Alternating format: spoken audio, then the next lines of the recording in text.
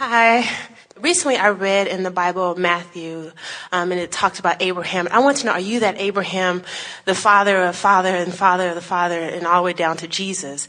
And if so, did he really exist, or is it just an idea in order for us to have something to achieve or to aspire for? Because I have this idea that, people believe that, Jesus will be resurrected. However, my idea is that the Christ presence is already here, and we're all the manifestations, or we're all the sons of God and the daughters of God. But my question for you is, one, are you Abraham, Jesus's grandfather? Well, you know what makes Abraham such a good name is that when you go back to the root of nearly every religion, you find Abraham there. And so you have to understand how the word or the label Abraham even came about. So here's Esther. She has no idea who she's tapping into. All she did was innocently one day meditate with the idea of quieting her mind so that she could, in her mind, the question that she was asking, find out the name of her spiritual guide. So in a process of about 9 months of practicing meditation and clearing her mind so that there was no vibration of resistance within her, she allowed the vibration that is Abraham to flow through her. But it was a vibration without a name, because in the non-physical realm we use not words, so we use not labels, so we use not names. In other words, we are that which we are, and we know one another by our vibrational frequencies. And law of attraction gathers us together in clusters or families of consciousness. There are a lot of different ways of saying it. So, as we are offering the block of thought to Esther, she's receiving it in a language that she does not know or understand. It's an unconscious language of vibration, but she has been meditating long enough that thoughts are occurring to her as the vibration is flowing through. So the process of this interpretation that's happening here is that Esther literally receives a block of thought that is projected by us, summoned by you. She receives it at an unconscious level and finds the physical word equivalent that best bridges the two worlds. In other words, the best possible word or label that matches the vibration that she's receiving. That's what this interpretation process is. So we are not literally the Abraham that you are talking about, because the Abraham that you are talking about has been so distorted, you don't even have a clue about who that being really was. But the reason that Esther found the word Abraham as the best description of that which we are is because the block of thought that we were offering her in many, many, many more words is, we are at the heart of all religions, and we are that which began before anything that you know began. And we are at the heart of everything that you know as all religion. In other words, now, Esther was not a religious girl. She had not studied Abraham, but the vibration of Abraham that exists around the planet so matched, or so well matched, not perfectly, but better than any other label that she could find. So she made that association. And we began expressing that we are Abraham. You are right about this Christ consciousness. In other words, source energy is available to all of you. And those like Jesus and those like you and those like Esther find ways of becoming so vibrationally aligned with it that for periods of your life you are able to express this pure positive energy. All religions have been started by this. And many people that you do not know about have had the experience of this.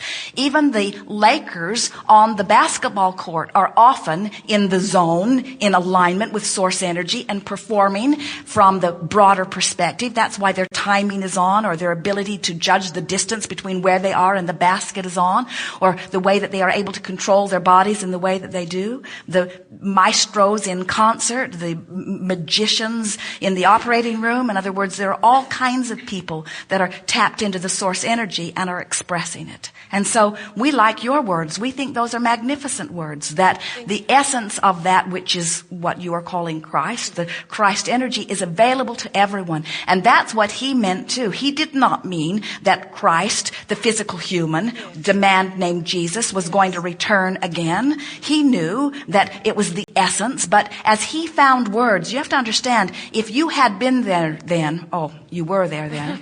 If you had been there then, listening to those words, the words that you heard and the meaning that you received would have been so identical to the meaning that you are receiving here. In other words, it is the same message again and again and again. And it is available to you at all times, you see. But there are so many who want so much to help you to understand what they think that you need to know.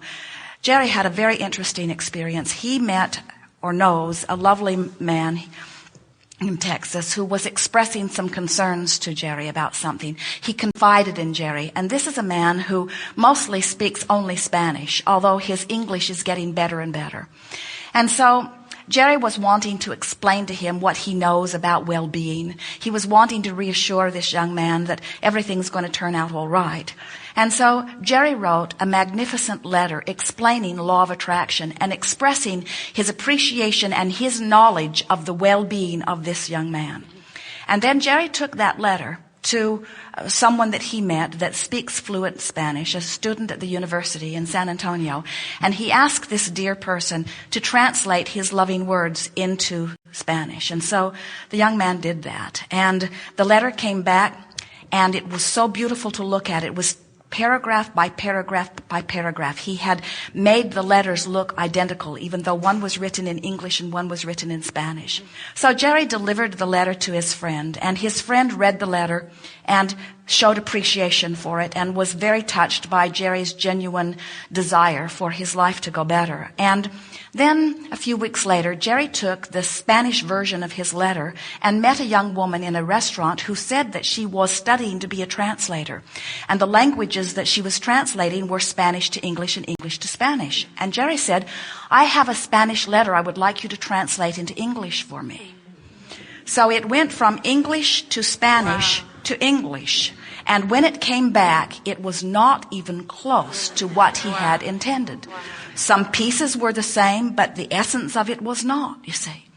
So what we are getting at is, if any of you have any misunderstanding about the validity of any of these books that have been around for thousands of years, that have been translated and retranslated from different frameworks and from different languages, and then you say, "Oh, I think I will take this and guide my life by it," we say, "We wish you the best of luck, and you're really going to need it." Because it is not possible for anyone to translate for you that which is offered to all of you individually. In other words, you have this guidance system. You have this adoring source energy that knows you and loves you and wants the best for you and offers it to you always. And your guidance system lets you know you're in sync with it or you're not, you're in sync with it or not, you're really in sync with it, you're sort of in sync with it, you could be better in sync with it, you're fully in alignment with it. In other words, you have this guidance system. You do have Christ consciousness within you, but you can call it anything you want. That was one label for it at one time, but it is so much more than that, you see. We have enjoyed this interaction immensely.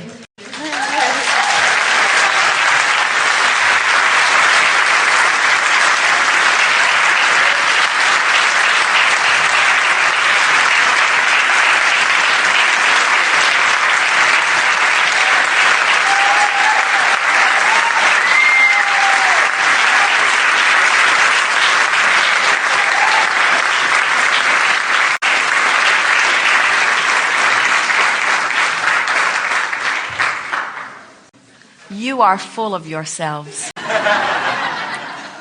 There is great love here for you. We are complete.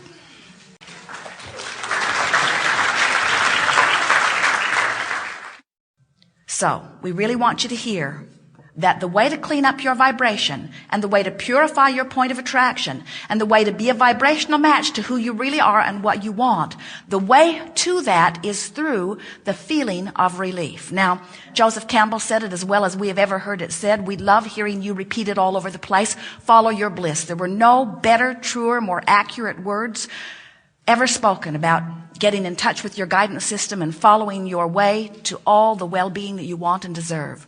But following your bliss isn't possible from depression.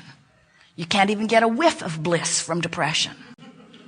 Following your bliss is a wonderful thing if you are in a vibration of appreciation.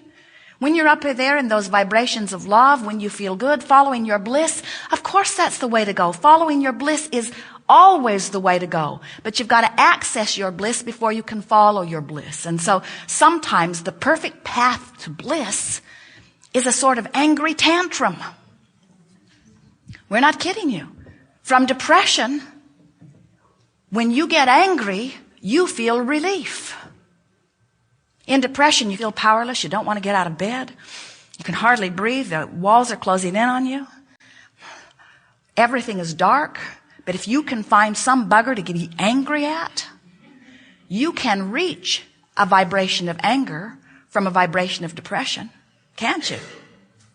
And wouldn't you rather be angry than depressed? Most of you vacillate from overwhelmment and frustration to ecstasy. In other words, most of you are in those ranges. And you dip only on rare occasion into depression.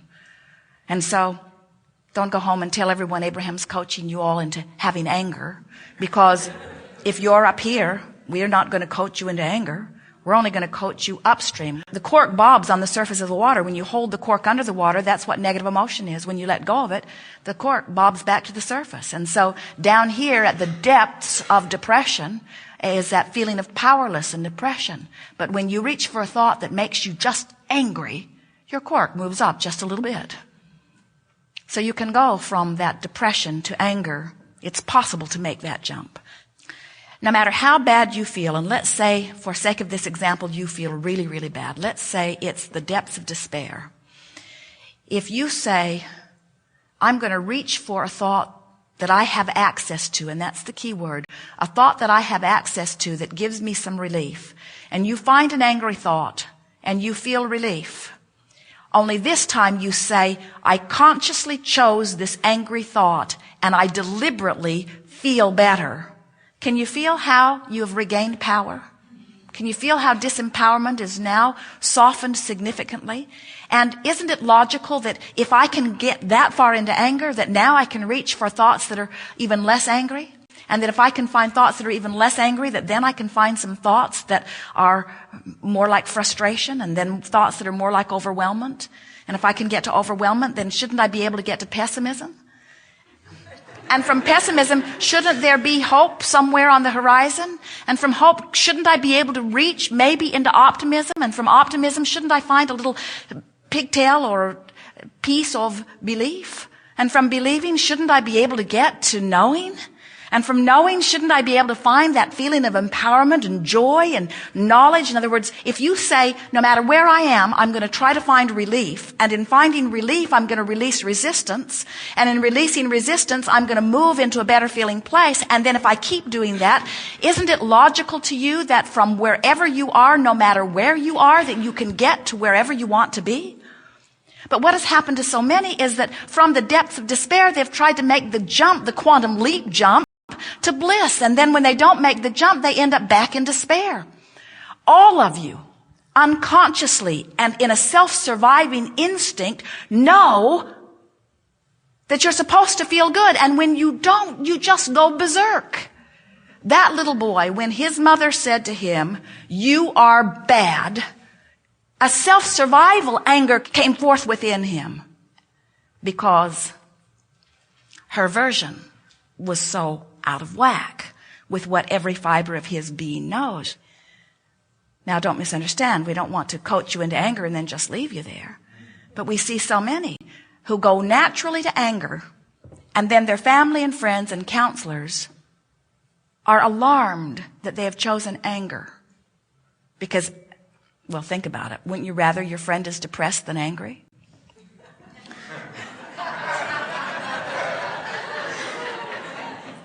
When they're depressed, they go lay down, they leave you alone. When they're angry, they're in your face, making your life miserable. We understand why you would not want to encourage someone into the life-giving breath of fresh air that anger can give them. But we would coach them into anger. And we would coach them into recognizing that they've done it on purpose. And then we would coach them into the next best feeling too. And so sometimes what you've seen in yourself and others is you go from depression to anger, to depression, to anger, depression, to anger, to depression, to anger, because you feel it's inappropriate, that you should be angry. And then you start feeling unworthy again. You start feeling guilty. And we have to say to you that guilt and fear and all of those disempowering feelings are all taking you the wrong way on this emotional scale.